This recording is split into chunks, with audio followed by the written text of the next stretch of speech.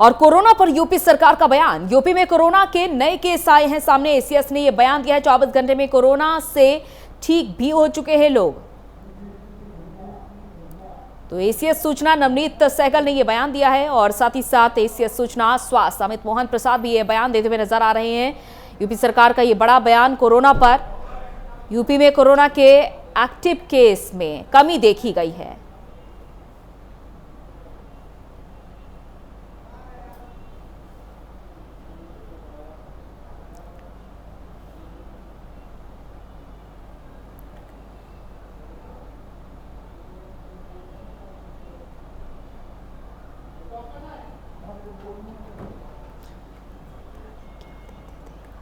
है 56% और रिकवरी का रेट इसके कारण से तेजी से बढ़ रहा है। इस समय कुल डिस्चार्जेस की संख्या अर्थात संक्रमण के प्रारंभ से जो लोग अब तक स्वस्थ होकर डिस्चार्ज किए गए हैं वह संख्या अब बढ़कर के 14,83,249 हो गई है। रिकवरी का प्रतिशत इस समय 90.6% हो गया है। कल पोर्टल पर 255 डेथ्स रिकॉर्ड की गई हैं जो कोविड संक्रमित लोगों के मध्य हुई हैं और केस पॉजिटिविटी रेट जो एक समय लगभग 20% के आसपास पहुंच गया था वो अब कम होकर के 3.2% हो गया। कल की केस पॉजिटिविटी रेट 3.2% रही है।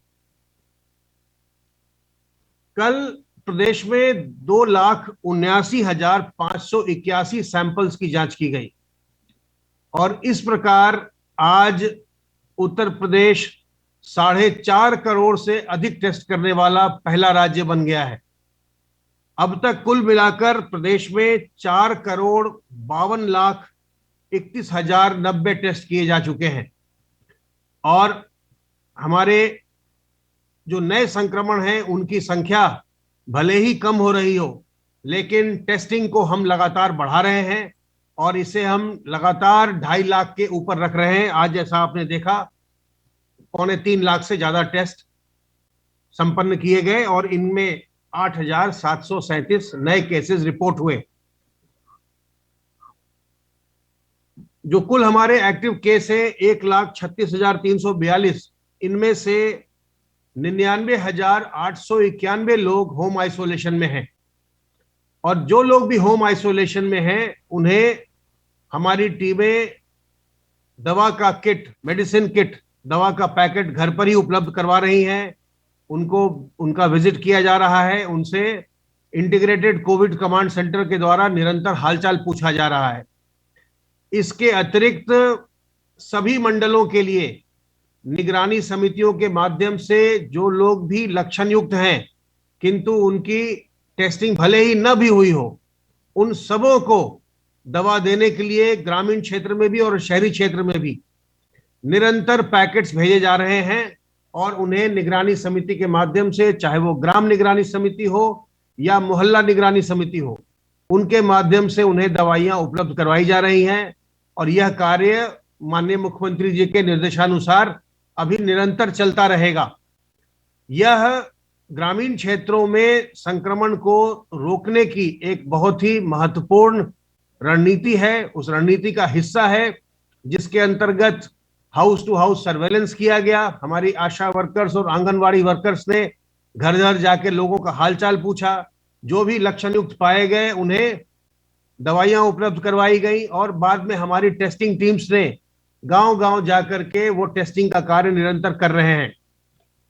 जो हमारे पास आंकड़े उपलब्ध हैं उसके अनुसार अब तक 89,512 गांव में हमारी टीमें पहुंची हैं। जिन थोड़े से गांव में अभी टीमें हमारी पिछले एक सप्ताह में नहीं गई हैं वहां भी कल परसों तक हर जगह हमारी टीमें जाकर टेस्टिंग करेंगी और इनमें से अभी तक केवल 28,742 गांव में हमें संक्रमण मिला है। अर्थात हमारे लगभग 68% 68% गांव ऐसे हैं जहां अभी भी जो संक्रमण से बचे हुए हैं। मेरा अनुरोध होगा ग्राम निगरानी समिति के सदस्यों से और सभी लोगों से, ग्रामवासियों से, सभी लोगों से, कि अभी भी ग्राम जो हमारे हैं 68% वो संक्रमण से बचे हुए हैं, उन्हें हम सावधान सतर्क रह के संक्रमण से बचाए रखें और संक्रमण को बिल्कुल हम निचले स्तर पर ले आएं। सर्वेलेंस का कार्य लगातार चल रहा है। अब तक 2,77,548 इलाकों में 6,24,287 टीम दिवस के माध्यम से 3,51,05,432 घरों का सर्विलांस किया गया है और इनमें रहने वालों की संख्या 16,89,99,716 है। वैक्सीनेशन के कार्य में अब तक 1,19,42,983 लोगों को वैक्सीन की पहली डोज दी जा चुकी है और 32,81,544 लोगों को वैक्सीन की दूसरी डोज दी जा चुकी है। इस प्रकार अब तक कुल 1,52,24,527 लोगों को वैक्सीन डोजेज दी जा चुकी हैं। ये वैक्सीन की डोजेज हैं, इसमें फर्स्ट डोज और सेकेंड डोज दोनों ही सम्मिलित है। अब तक 1,52,24,527 डोजेज दी गई हैं। 18 से 45 वर्ष का जो आयु वर्ग है, युवा वर्ग का, उसमें कल अत्यंत उत्साह देखा गया। 23 जिलों में इसे कल से प्रारंभ किया गया और 1,12,309 लोगों को कल इस आयु वर्ग में वैक्सीन की डोज दी गई। अब तक 5,27,193 लोग 18 से 45 वर्ग आयु वर्ग के लोग वैक्सीन की डोज ले चुके हैं।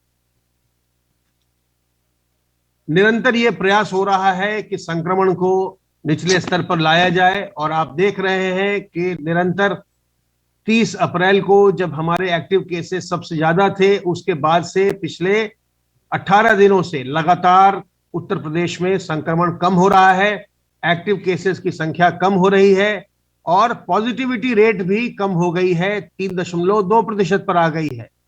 तो ये कार्य लगातार चल रहा है, लेकिन आप सावधानी जरूर बरतिए। अपने मुंह और नाक को मास्क, रुमाल, गमछे, दुपट्टे से अच्छे से ढक कर रखिए।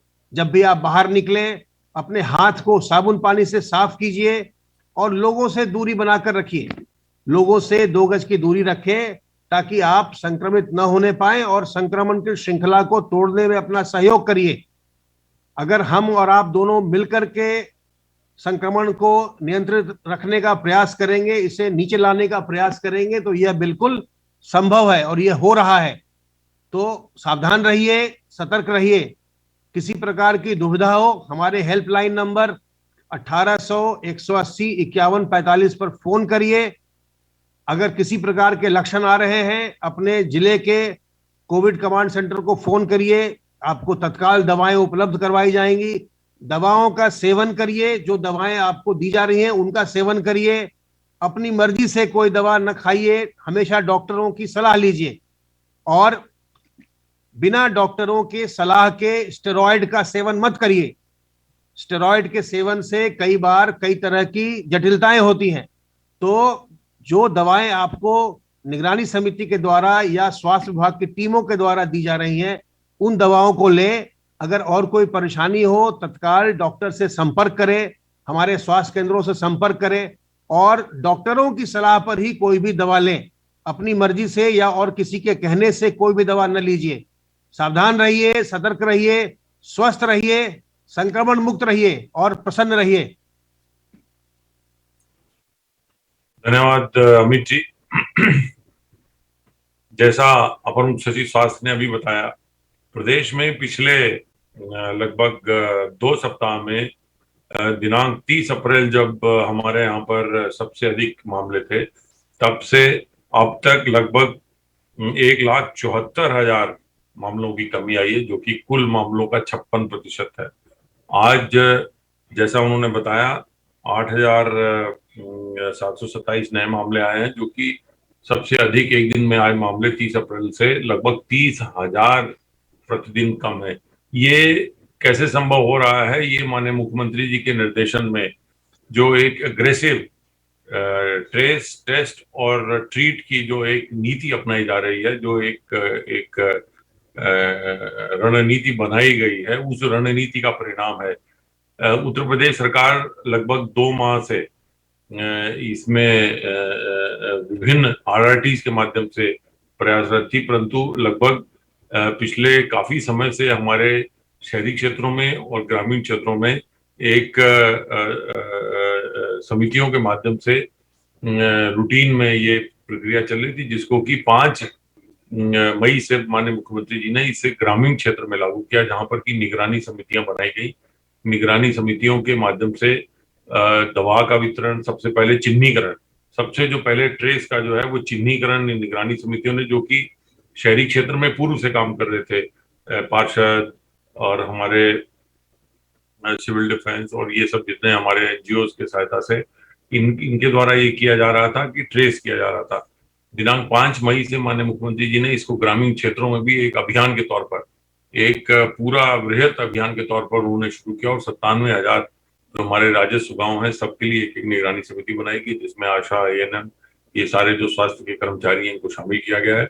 और ये तब से जो है वो प्रतिदिन अपने अपने गांव के क्षेत्र में घरों में जा जाकर लक्षण वाले व्यक्तियों को तलाश रहे हैं, और जहां पर भी कम लक्षण या बुखार या इस तरह के कोई लक्षणों वाला व्यक्ति मिलता है, उन्हें मेडिकल किट उपलब्ध कराई जा रही है।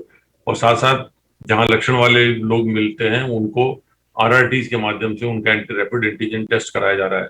इस जो रणनीति है, इससे लोगों को, जो लोग सामने आने से कतरा रहे थे, जिनको टेस्ट कराने में वो कतरा रहे थे, वो भी अब सामने आने लगे हैं। और घर घर जाकर जो ये अभियान माननीय मुख्यमंत्री जी द्वारा उत्तर प्रदेश की एक विशेष रणनीति के अंतर्गत चलाया गया है, ये उसी का परिणाम है।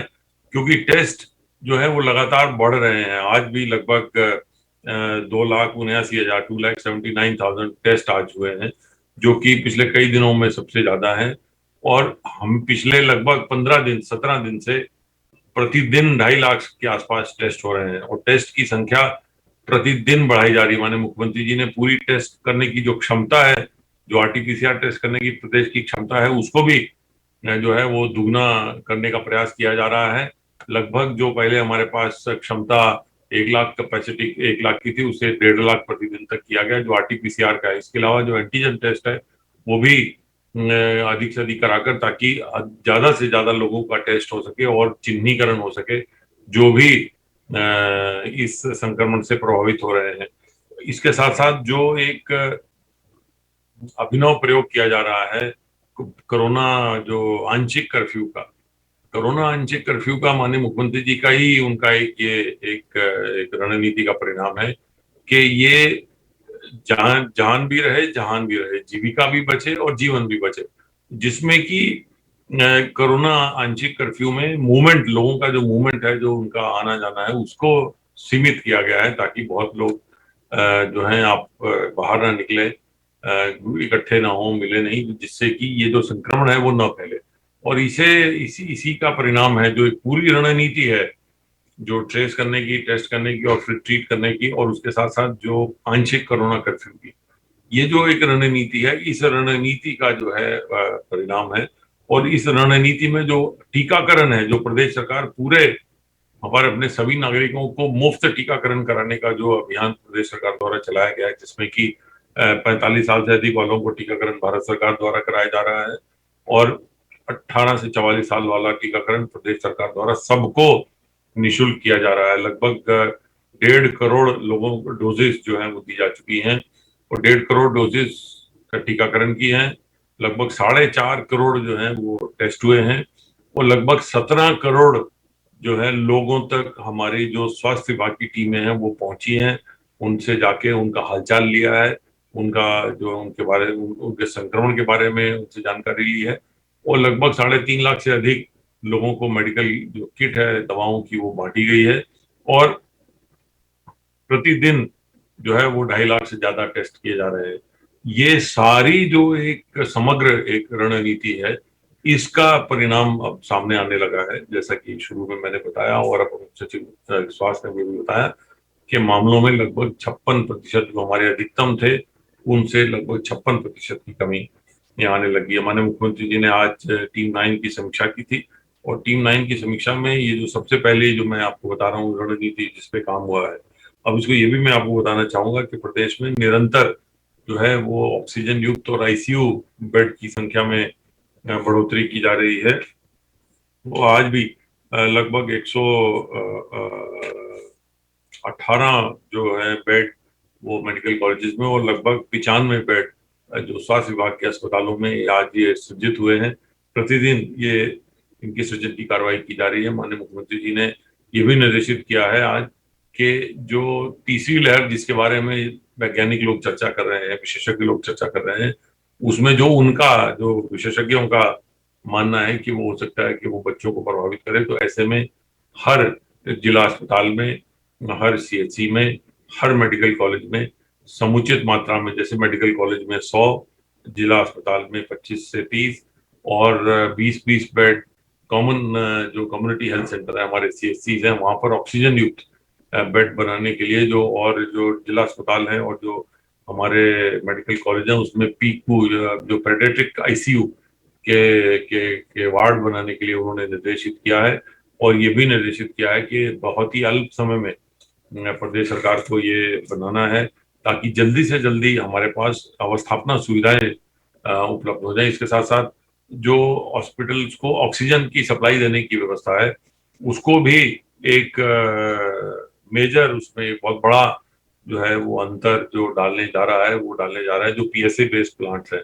ऐसे प्लांट जो कि हवा से ऑक्सीजन बनाते हैं उनके लिए कहीं से सिलेंडर या कहीं से ऑक्सीजन लिक्विड मेडिकल ऑक्सीजन लाने की आवश्यकता नहीं होती है।